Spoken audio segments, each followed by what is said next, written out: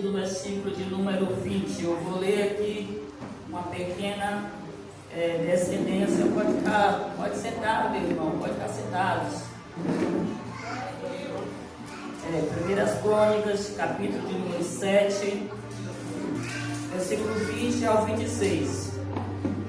Não assim haveria necessidade de eu ler todo, mas para que haja uma melhor compreensão, vocês prestem atenção na leitura, porque isso faz com que compreendamos melhor. Estes foram os descendentes de Efraim: Sutela. As crianças ficam um pouco assim admiradas quando falamos esses nomes lá da antiguidade da Bíblia, né? Sutela, que foi o pai de Bered, pai de Taate, pai de Eliada, que foi o pai de Taate, pai de Zabade, pai de Sutela. Ezer e Eliada, filhos de Ezer e Eliade, filhos de Efraim, foram mortos por homens da cidade de Gate, quando estavam a roubar os rebanhos deles. Efraim chorou muitos dias por eles, e seus parentes vieram consolá-lo. Depois ele se deitou de novo com a sua mulher, ela engravidou e deu à luz um filho. Ele o chamou Berias, pois tinha acontecido uma tragédia em sua família. Sua filha chamava-se Seara, ou Seara. Foi ela que fundou Bet-Horon Alta e Bet-Horon Baixa, e também Uzem Seara. O filho de Berias foi Refa, pai de Rezefe, que foi o pai de Telá, pai de Taã, pai de Ladã, pai de Amiúde, que foi pai de Elisama, pai de Nun, que foi o pai de Josué. Amém. Começamos aqui Efraim e fomos parar em Josué. Pode acertar, já falei a terceira vez. Começamos aqui Efraim.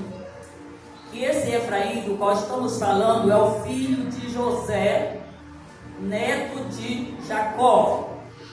Esses relatos, embora estão escritos no livro das Crônicas, eles antecederam ao nascimento de Moisés. Foi uma época bem antiguíssima. Ainda não havia a nação de Israel, não havia ainda a posse da terra prometida. Acontece que eu li esse texto, amados, para nos mostrar que Efraim, filho de José, ele perdeu os seus dois filhos. Ele tinha dois filhos, homem, e uma filha, mulher. E enquanto seus filhos pastoreavam os rebanhos, foram os homens de Gate a roubar os rebanhos. Eles eram homens cruéis, sem piedade. Além de roubar os rebanhos de Ezer e Eliade, os filhos de Efraim, ainda os mataram os dois, deixando Efraim desfilhado, sem filhos. E era uma época em que já ouvimos falar muitas vezes que as mulheres não estavam nada em alta. As mulheres só serviam para debulhar milho, trigo, cozinhar e ser esposa. Na verdade, a mulher parece que só servia mesmo para procriar. E olha, coitada dela se não desse um filho macho para o seu marido. Era uma situação muito degradante para a mulher. Então aquele pai chamado Efraim, ele não pôde se confortar e dizer: me foram dois filhos, mas eu tenho uma filha, vou procurar me consolar um pouco com ela.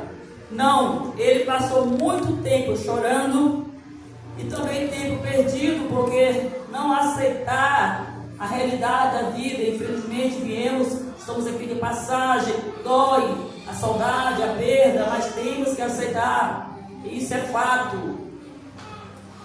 Ele não quis aceitar, os parentes vieram de longe, todo mundo se reuniu, ficaram ali dias após dias, até que ele pudesse superar aquela situação.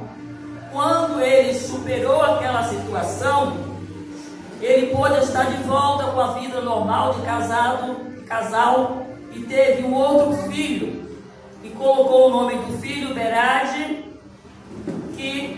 porque havia acontecido uma tragédia. O significado do filho não era nada bom.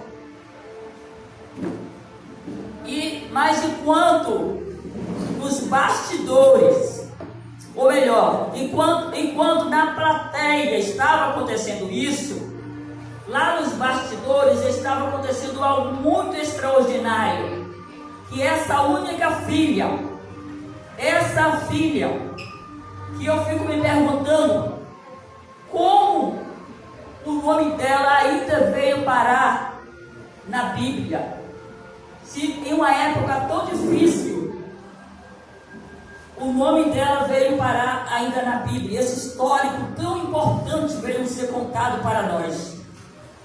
Enquanto, amados, muitos, não tem problema passar agora não.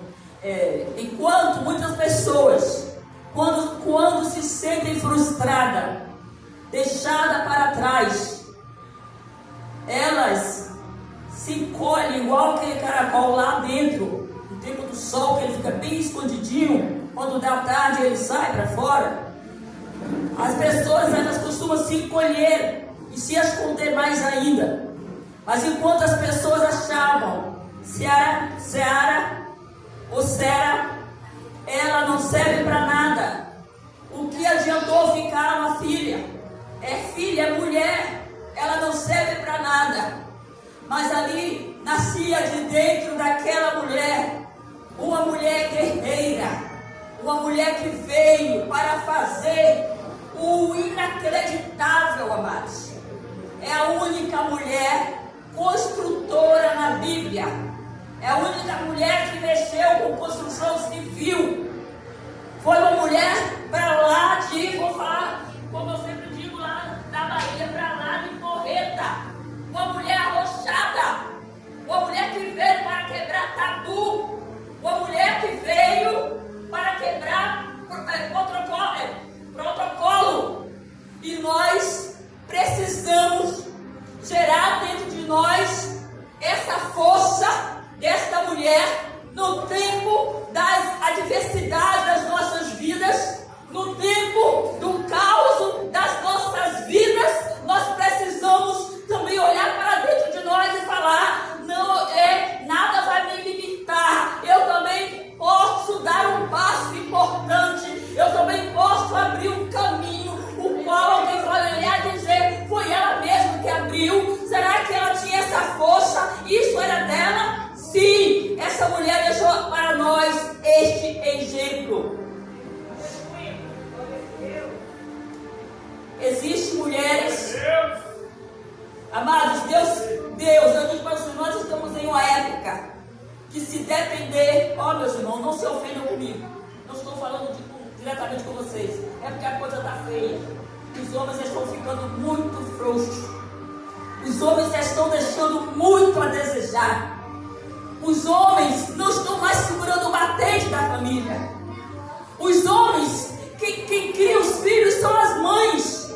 Mesmo que eles sejam casados, o pai vive com a mãe dos seus filhos, mas quem segura todo o trampo é ela o tempo todo. Ela que aconselha, ela quem corrige, ela que se esgota e chora às vezes e ninguém sabe. Ela que vai para as reuniões de escola, ela que atende às reclamações dos professores, ela que atende às reclamações dos vizinhos, ela que paga o preço muitas vezes na oração, ela que muitas vezes levanta de madrugada e coloca a mão na cabeça do seu filho e ministra sobre ele, porque a maioria dos pais, ao chegar cansado e pronto, amado, se não está nem mais aí para nada. E quando a mulher, se tiver um pouco cansada, ele vai atrás de outro, ele não está nem aí. As coisas estão ficando muito feias. Outro dia eu falei, mas é fato, meus irmãos. Nós não vamos passar a mão assim e falar: não, está tudo bem, que não está tudo bem. Pode um crente, mas um pastor, uma cantora gospel, ter 6 divórcios nas costas? Pode, pelo amor de Deus, gente. Pode uma pessoa que é pregadora da palavra ter condicionado 4 divórcios, gente?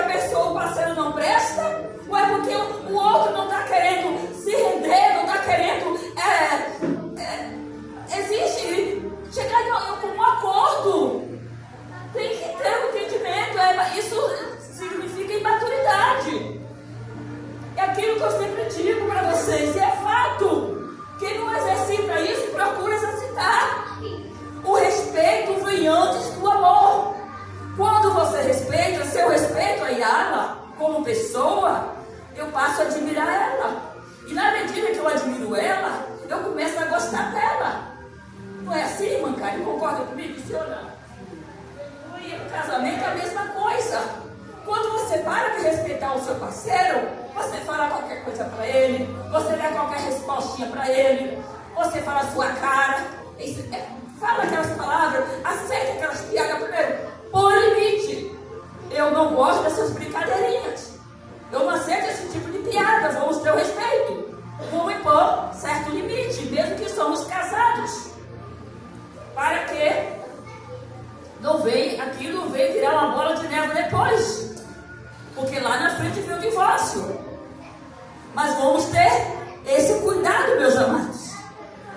Por isso Deus está chamando mulheres hoje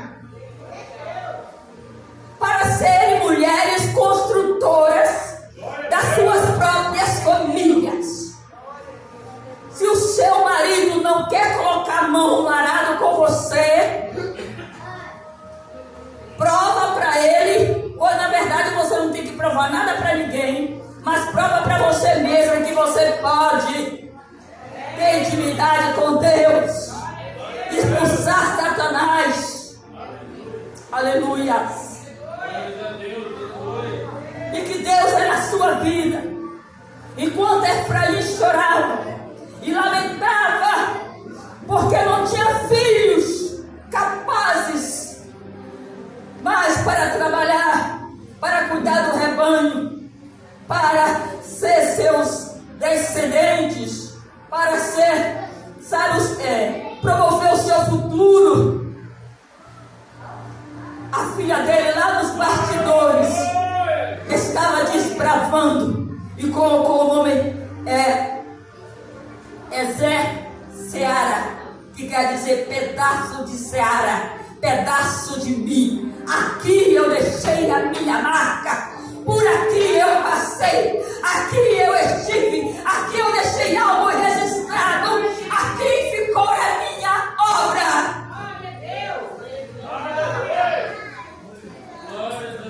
E eu te digo, o que você tem feito? O que você tem feito?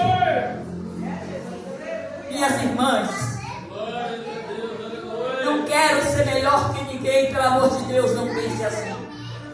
Mas se a pessoa que Deus chama para fazer a obra, gente, não tiver a ousadia de Jesus na vida, ele não consegue. Não consegue. Porque precisa ter ousadia de Deus para falar.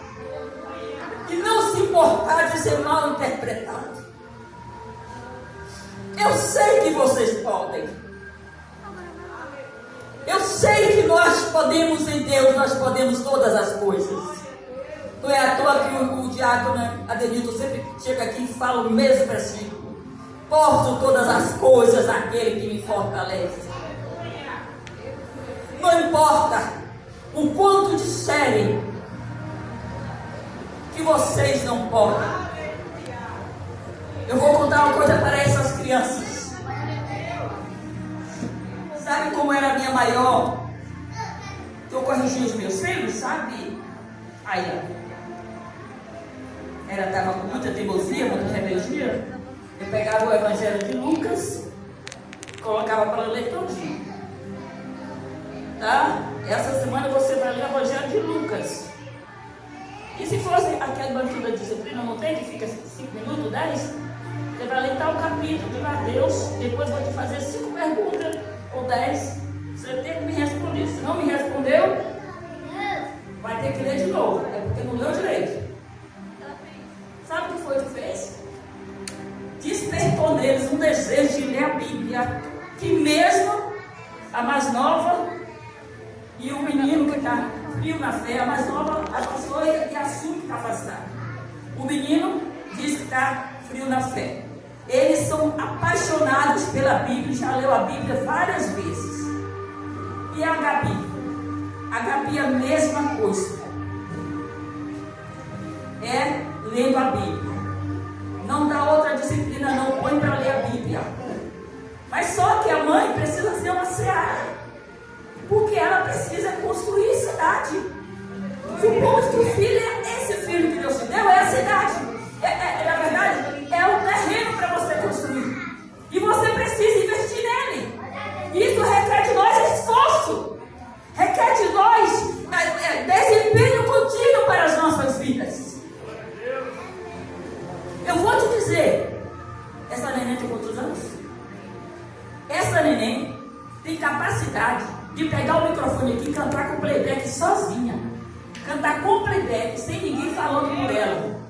ela tem capacidade, é só você querer investir o seu tempo nela até que ela conseguir. Porque eu conheço Zaire, lá em Santa Luzia, na Bahia. Era um congresso de quase 1000 pessoas na igreja lá. A igreja é muito pequenininha lá. Não, a cidade, a igreja não, a cidade. A igreja é muito enorme. Colocava uma cadeira dessa assim, só ficava a pontinha da cabeça dela. E foi quando eu aprendi a cair cicatrizes. Estando eu, os olhos meus. A Zaire começou a cantar com 3 aninhos. Hoje ela está com mais de 40. Ela lidera um conjunto de círculos de oração que lá chama um grupo de cerca de 300 irmãs. Nunca desviou da presença do Senhor. É uma cantora que canta muito mais do que Cassiano. Ela era amante dos hinos dos louvores de Cassiano, mas ela canta muito mais que Cassiano. E ela começou com 3 aninhos. Mas a família precisa construir esta cidade. Por que, amados? Se a gente ficar só preocupado com as coisas dessa vida, precisamos investir espiritualmente em nossos filhos, porque o inferno está aí, bombardeando a mente deles dia e noite. O mundo está aí devorando, comendo o cérebro das nossas crianças, dos nossos adolescentes, e Deus deu eles como terra para nós construirmos cidades, para Deus, para nós edificarmos como torres na presença do Senhor.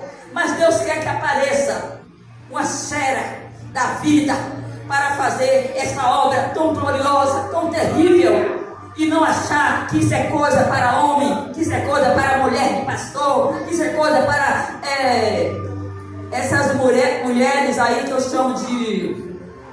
Não tem a Helena agora, a Raquel, né? Isso é para a Helena, a Raquel. Não, isso é para mim, é para você também, tá bom?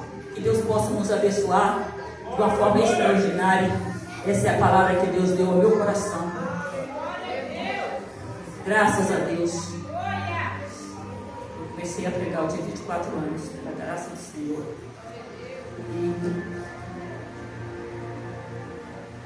Já estive ministrando naquele Eunápolis, todas as congregações de Eunápolis. Naquela igreja lá, a sede lá de Ilhéus, que é um dos maiores templos da Bahia. Um congresso de adolescentes, só que eu preguei pelo domingo pela manhã. Eu ia pregar pelo domingo pela manhã, o Gilvan Santos, lá de Eunápolis, ele pregou à noite. Mãe ou Ivan, algo assim. E onde Deus colocou para me passar, congregando. Deus sempre colocou no meu coração para preparar pessoas.